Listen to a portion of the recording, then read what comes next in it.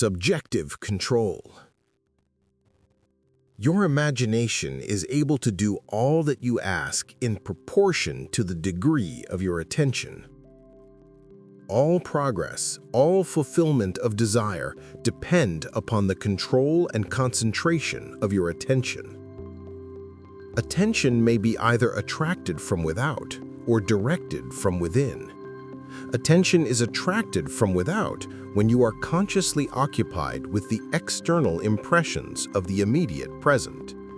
The very lines of this page are attracting your attention from without. Your attention is directed from within when you deliberately choose what you will be preoccupied with mentally. It is obvious that in the objective world, your attention is not only attracted by, but is constantly directed to external impressions. But your control in the subjective state is almost non-existent, for in this state, attention is usually the servant and not the master, the passenger and not the navigator of your world.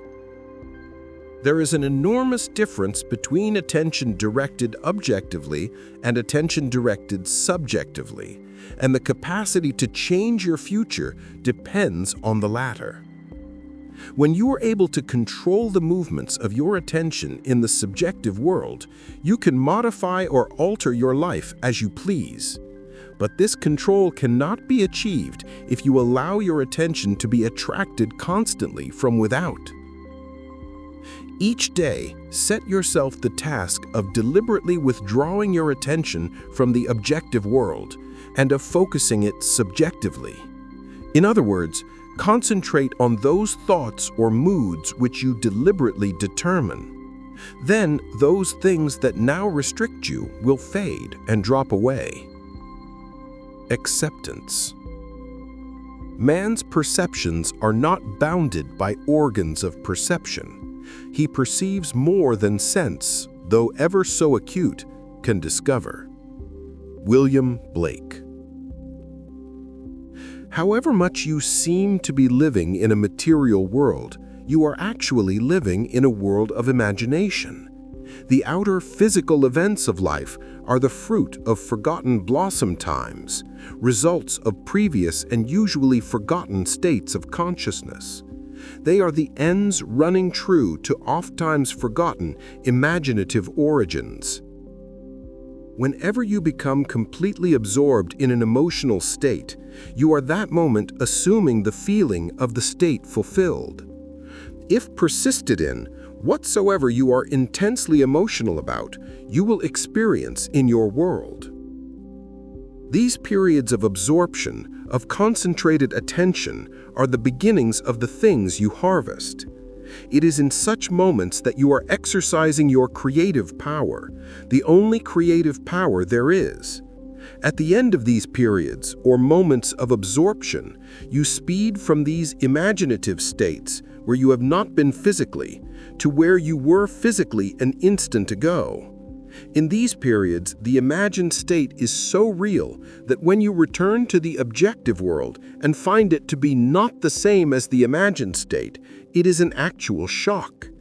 You have seen something in imagination with such vividness that you now wonder whether the evidence of your senses can now be believed.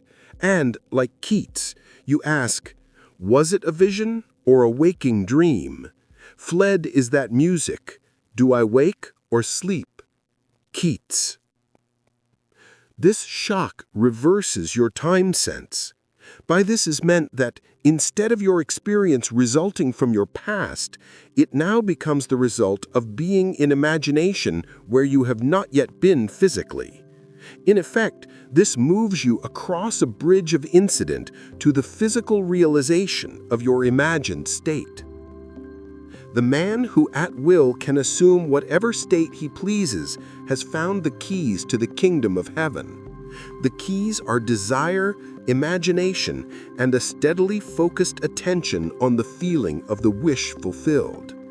To such a man, any undesirable objective fact is no longer a reality, and the ardent wish no longer a dream. Prove me now herewith, saith the Lord of hosts, if I will not open you the windows of heaven and pour you out a blessing, that there shall not be room enough to receive it. Malachi 3:10. The windows of heaven may not be opened and the treasures seized by a strong will, but they open of themselves and present their treasures as a free gift, a gift that comes when absorption reaches such a degree that it results in a feeling of complete acceptance. The passage from your present state to the feeling of your wish fulfilled is not across a gap. There is continuity between the so-called real and unreal. To cross from one state to the other, you simply extend your feelers, trust your touch, and enter fully into the spirit of what you are doing. Not by might nor by power, but by my spirit, saith the Lord of hosts. Zechariah 4:6. Assume the spirit, the feeling of the wish fulfilled, and you will have opened the windows to receive the blessing. To assume a state is to get into the spirit of it. Your triumphs will be a surprise only to those who did not know your hidden passage from the state of longing to the assumption of the wish fulfilled. The Lord of hosts will not respond to your wish until you have assumed the feeling of already being what you want to be, for acceptance is the channel of his action. Acceptance is the Lord of hosts in action. The day you achieve control of the movements of your attention in the subjective world, you are master of your fate. You will no longer accept the dominance of outside conditions or circumstances. You will not accept life on the basis of the world without.